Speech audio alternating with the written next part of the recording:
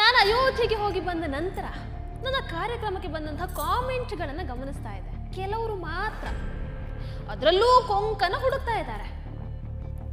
ಅಂಥವರ ಪ್ರಶ್ನೆಗೆ ಉತ್ತರವನ್ನು ಕೊಡ್ಲಿಲ್ಲ ಅಂದ್ರೆ ಅವರ ಜನ್ಮ ಅಪೂರ್ಣ ಆಗಬೇಡತ್ತೆ. ಹಾಗಾಗಿ ಅಂಥವರ ಒಂದಷ್ಟು ಪ್ರಶ್ನೆಗಳಿಗೆ ಉತ್ತರವನ್ನು ಕೊಡುವಂಥ ಪ್ರಯತ್ನವನ್ನು ಮಾಡ್ತೀನಿ. ಮೊದಲನೇ ಪ್ರಶ್ನೆ,